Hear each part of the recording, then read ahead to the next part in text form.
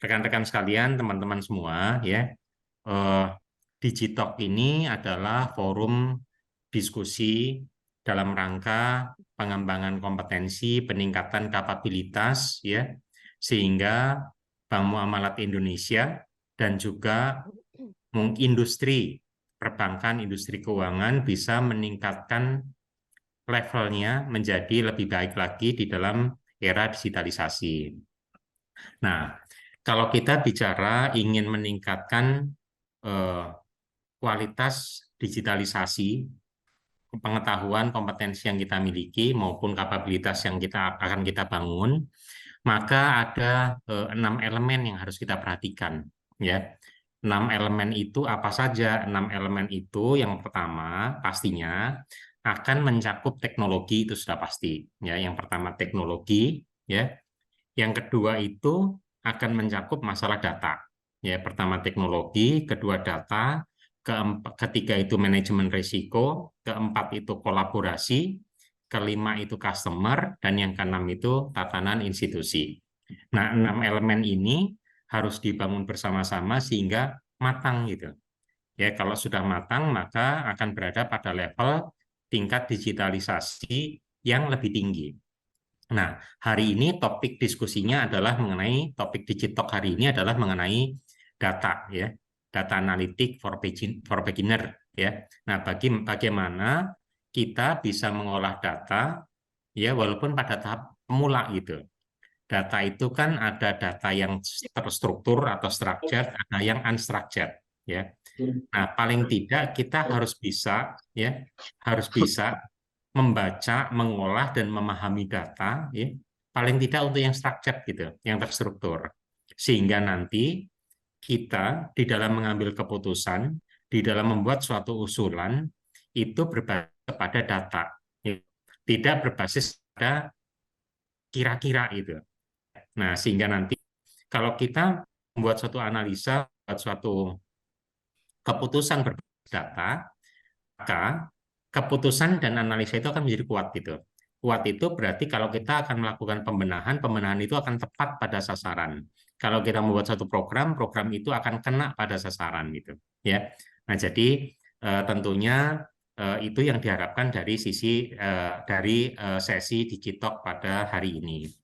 Dan untuk itu tentunya saya juga mengucapkan terima kasih nih pada narasumber, ya, rekan-rekan, adik-adik dari MAP Digital, ya, yang sudah menyumbangkan pemikiran timnya untuk bergabung pada acara pagi hari ini Digitalk gitu, ya, sehingga nanti mudah-mudahan apa yang disampaikan ilmunya bermanfaat dan bisa diaplikasikan baik dalam pekerjaan sehari-hari maupun di dalam aktivitas siapapun juga yang mendengarkan atau melihat acara Digitalk pada hari ini. Insya Allah, ilmunya akan menjadi ilmu yang bermanfaat, ya, dan semoga acara ini juga lancar, ya, dan mudah-mudahan kalau itu menjadi ilmu yang bermanfaat, mudah-mudahan juga menjadi amal jariah bagi para narasumber, rekan-rekan dari MAP Digital, ya, yang membawa keberkahan dari Allah Subhanahu Wa Taala. Demikian sambutan dari saya. Terima kasih. Wabillahi taufik walhidayah. Assalamualaikum warahmatullahi wabarakatuh.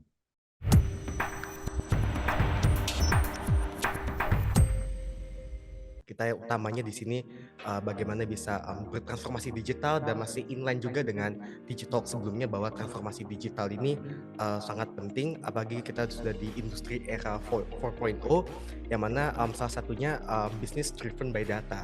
Nah, ngomongin tentang data, menurut Mas Arief dan Mbak Desi, data itu apa sih? Kan mungkin kalau teman-teman baik di cabang atau teman-teman Beamers ini, ngolah data, ngulik data, data itu apa sih sebenarnya?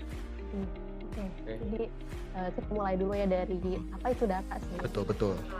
Kalau menurut Kamus Besar Bahasa Indonesia, data itu adalah suatu kebenaran atau keterangan yang benar dan nyata dan nantinya itu bisa dapat dianalisis atau dibuat kesimpulan gitu. Terus juga data juga didefinisikan sebagai simbol yang bisa memperlihatkan properti dari suatu kejadian atau kondisi tertentu. Ya, jadi dari data itu kita tuh bisa membantu buat kayak membuat keputusan yang lebih baik, menyelesaikan masalah, atau kayak target yang mau kita tentuin itu kita bisa ngambil dari kesimpulan dari data itu sendiri. Oke, nah seberapa penting sih kayak data itu? Apalagi kan tadi dari Mas Arief menyampaikan bahwa bisa jadi decision making ya, terutama ya. Betul. Nah, kenapa sih data itu bisa dibilang penting dan kayak pentingnya itu di poin-poin apa aja? Apalagi terutama untuk kita diperbankan decision making yang seperti itu. Iya, jadi kan kalau kita lihat dari data itu kan semua informasi ya, dari contoh dari case-case yang diperbankan kita ini, kita bisa lihat dari tren nasabah kita tuh transaksinya seperti apa, terus juga karakternya seperti apa. Nah, dari situ tuh kita bisa dapat decision maker untuk kayak produk apa lagi nih yang mau kita buat dan hal apa lagi nih yang mau kita buat. Jadi kayak kita bisa scale up dari target bisnis yang udah kita tentuin segitu sih. Nah, tapi kalau di kita kan perbankan syariah nih, wah secara spesifiknya, kenapa sih kayak penting banget untuk belajar data di sektor perbankan syariah mungkin pada khususnya ya? Itu kenapa kalau dari teman-teman? Kalau dari saya ya mungkin kenapa tadi seperti yang kita udah sempat mention di awal juga, kenapa data itu sangat penting dan perlu kita gunakan untuk perbankan syariah ya, karena dari data itu kita bisa membuat decision maker gitu Mas Giri. Nah, di situ kita bener-bener kayak berangkat dari masalah data-data yang sebelumnya yang ada di bank. Jadi kayak misalnya bisa buat jadi bahan evaluasi kita kalau misalnya kita mau scale up bisnis itu sendiri, Mas. Ya, oke. Secara umum itu konsep mengolah data, mengelola informasi itu apa aja sih? Mungkin ada step-stepnya mungkin. Jadi pertama nih sebelum kita mengolah data itu kita mesti ngobrol dulu nih sama tim produk atau tim bisnis terkait apa sih yang mau jadi target akhir tahun kita misalnya. Nah, dari kita ngobrol itu kita mesti cari tahu juga poin-poin apa aja nih yang mau jadi target kita itu. Nah, setelah kita sudah ngebuat list dan udah memahami target yang kita inginkan, nah kita kumpulin collect data nih dari any sumber gitu, kayak misalnya dari data internal ataupun eksternal. Nah, setelah kita udah ngumpulin datanya, nanti tuh kita kayak mencoba untuk meng-cleansing datanya, karena kan kalau kita lihat dari database itu kan ada perlu pengaturan format ya, dan ada mungkin yang value-nya itu kayak masih raw gitu. Nah, itu mesti kita cleansing dibersihin. Nah, setelah udah gitu kita melakukan eksplorasi data analisis. Nah, itu yang mana nanti dari situ bakal kita buat kesimpulan, dan dari kesimpulan yang kita buat itu nantinya akan kita buat forum diskusi dengan tim produk atau tim bisnis terkait untuk nantinya menjadi bahan buat insight supaya target itu tercapai. Mungkin dari Mbak Diki bisa nambah juga. Nah, di belakang kita tuh udah ada data, information, knowledge, mungkin bisa kita gedein lagi ya buat teman-teman bisa lebih kelihatan. Nah, kalau ini gambar apa sih Mbak Desi? Proses di mana dari data mentah itu gimana sih prosesnya?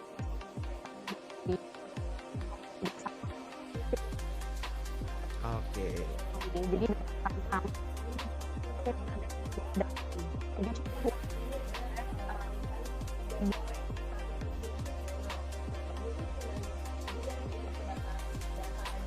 Iya.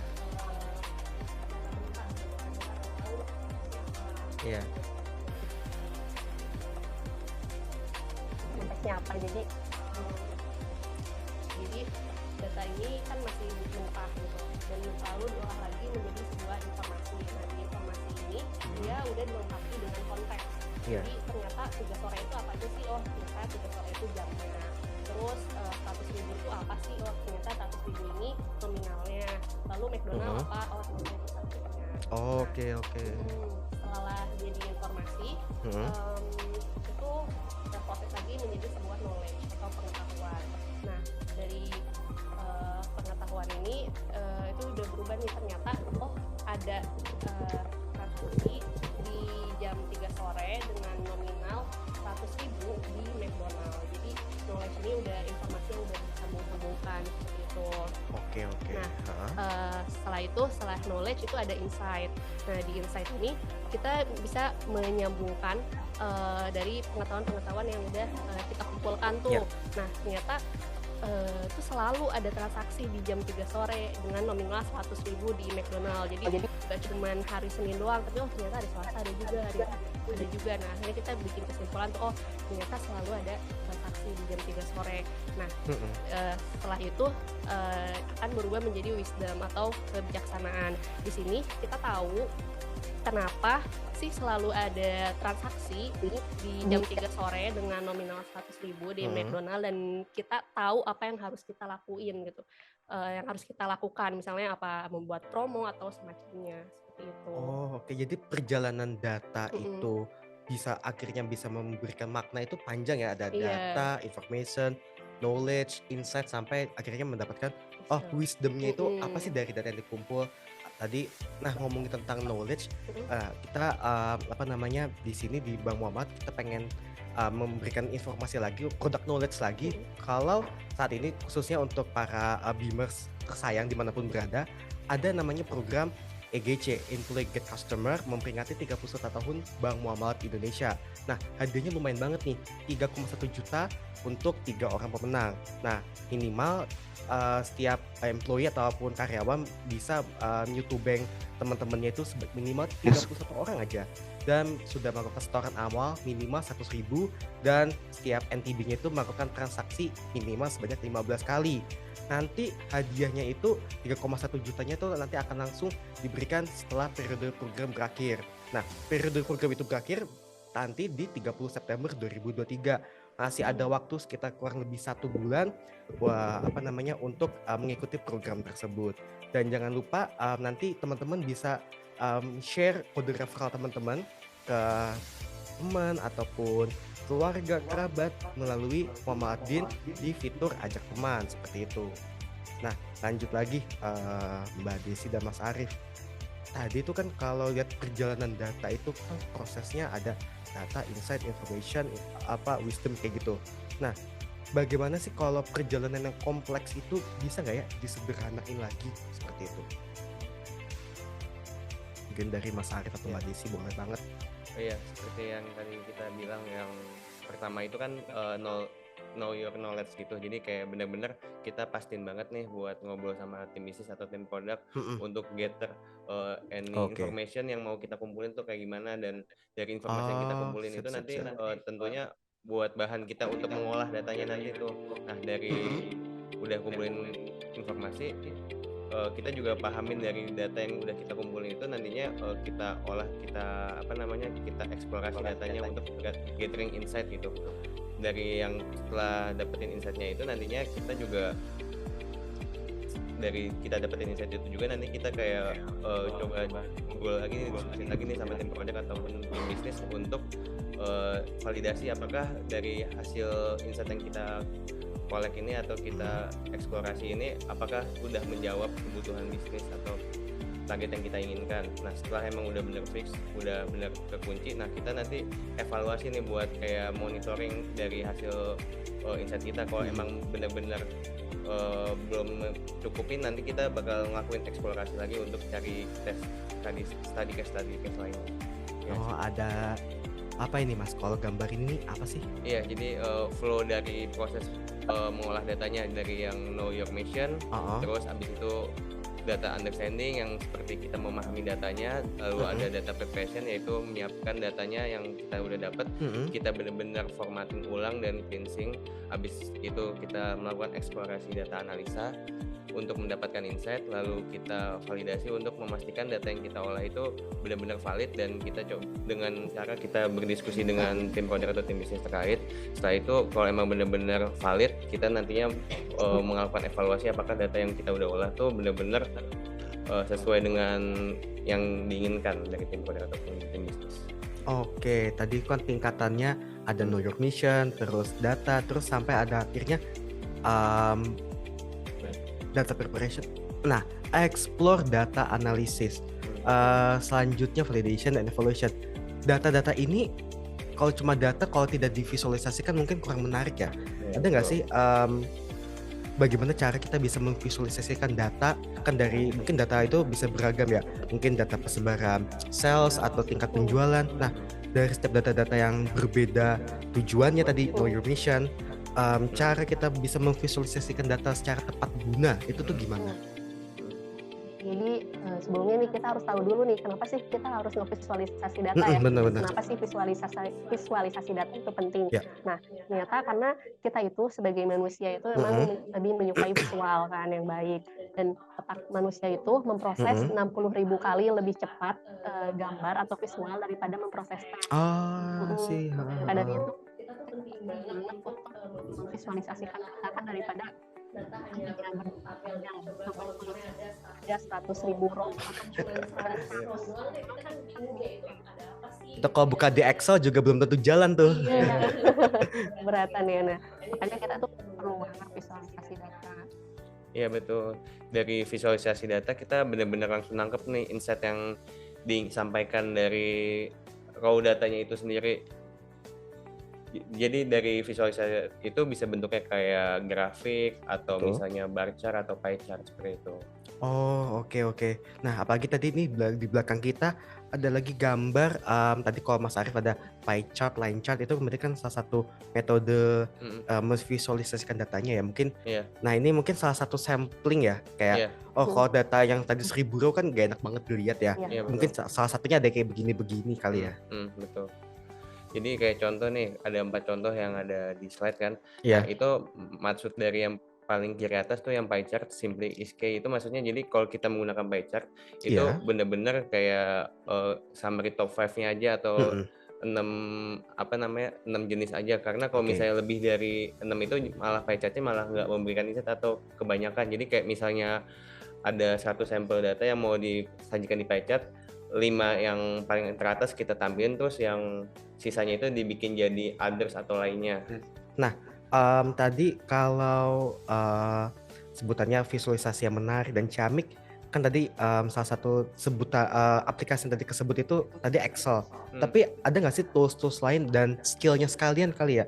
Bagaimana dalam menganalisa data seperti itu? Biasanya pakainya tools apa sih kalau Mas Arief sama Mbak Desi untuk ngolah-ngolah data keseharian seperti itu?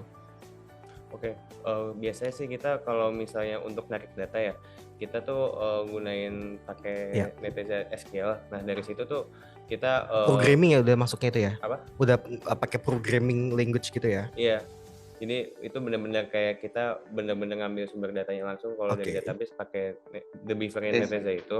Nah nanti kita olah dulu. Kalau misalnya datanya dikit, kita bisa langsung di Excel aja. Tapi kalau misalnya datanya lumayan banyak, kita olah juga di Python pakai Jupyter Notebook itu. Terus juga kalau emang kayak yang kita olah itu sifatnya udah BAU atau udah setiap minggu ada, kita juga bikin pakai Talent atau Pentaho ya buat automationnya. Seperti itu sih Mas Jerry. Oke. Nah, kalau mungkin sebelum dari bahasan ini aku ada yang mau aku tanya secara pribadi. Kan kalau kita di digital banking Bank Muamalat kan kita adalah business unit ya, seperti itu ya. Business unit berarti kerap berkaitan dengan bagaimana fee based generator lah kita bisa bilang.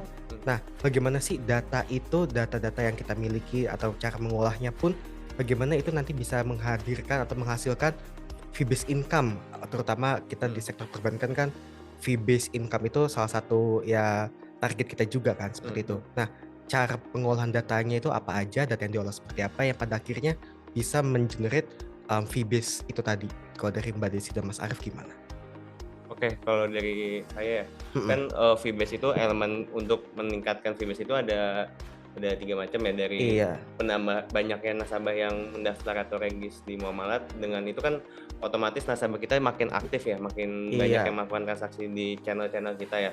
Ataupun menambah produk-produknya juga. Jadi dengan banyaknya produk itu pun kayak misalnya pengembangan fitur yang terbaru nih, misalnya yang Signal buat bayar buat STNK atau pajak. Nah itu kita bisa juga tuh pakai channel MDIN atau ATM-nya di Muamalat. Nah dari situ tentunya kan transaksi kita meningkat, jadi kayak dari hal itu bisa meningkatkan fee base sih Mas Jerry. Ya memang kita digital banking itu kan sebagai business unit memang sebagai fee based generator, dan tadi memang mungkin seperti di awal tadi ya, business driven by data gitu ya. Dan terutama data itu juga bisa sebagai, kalau tadi kita sepakati bahwa data itu sebagai decision making juga, decision support system bisa dibilang ya. Nah, prospek dan tantangan ke depan di bidang data itu apa sih? Bagi semakin banyak, mungkin kalau kita lihat, kita pertama prospek dari sisi perusahaannya dulu deh. Bagaimana perusahaan itu memandang penting data itu sendiri sebelum nanti kita ke nextnya. Kalau dari Mas Arif dan Mbak Desi, perlu nggak sih suatu perusahaan itu concern tentang data?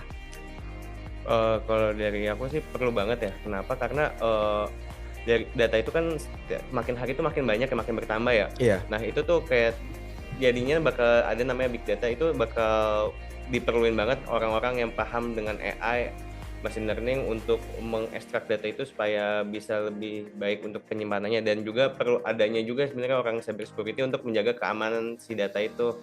Karena makin hari juga kalau kita lihat kan di luar sana kayak banyak kebocoran data misalnya. Jadi prospek untuk di bidang data itu makin tinggi dan tantangannya juga makin banyak sih Mas Dery. Oke, kalau tadi kan dari segi prospek perusahaannya. Nah, kalau mungkin aku mau dari Mbak Desi nih. Kan kalau kita lihat ada di kursus online itu kan banyak banget bertebaran tentang data course atau mungkin secara 101 simplify data kayak gitu. Nah, dengan kursus online yang makin mudah digapai dan banyak orang juga yang kayak, oh aku mau deh career shifting ke data karena dianggapnya, ini menarik nih, ladang pekerjaan yang gak ada habisnya. Nah, tapi apa yang akhirnya kita dari pribadi itu perlu persiapkan, oh aku ini berbeda loh dari kebanyakan orang, karena kan misalkan satu perusahaan ternyata yang meng-apply data itu bisa mungkin sampai 50 atau 60, tapi kan yang dibutuhkan resource-nya tidak sebanyak itu. Nah, skill-skill apa aja sih yang perlu tadi secara pribadi itu perlu ditanamkan, terutama di tengah banyaknya peminat data itu sendiri? Itu dia nih, kalau misalnya kita mau belajar data, nah apa sih komponen yang paling penting gitu ya? Sebenarnya tuh yang paling penting ada curiosity gitu. Jadi kita penasaran. Kepo ya maksudnya. Oke. Kepo nih kayak ini ada pola-pola apa?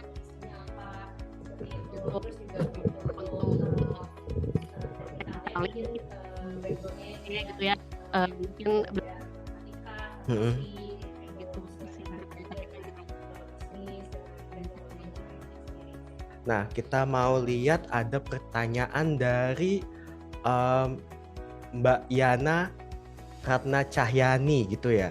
Nah, Mbak Yana tadi nanya program apa yang digunakan untuk combine beberapa data yang berbeda untuk menghasilkan wisdom yang sesuai dengan kebutuhan kita.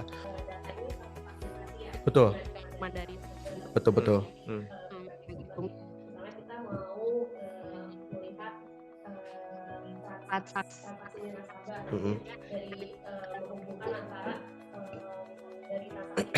Banyak usianya berapa sih gitu. Ada tabel sendiri ya, ada tabel transaksi sendiri, terus ada tabel data customer sendiri.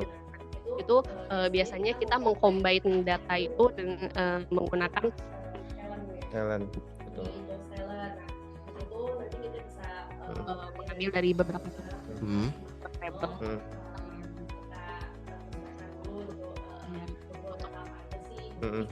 Kalau saja kita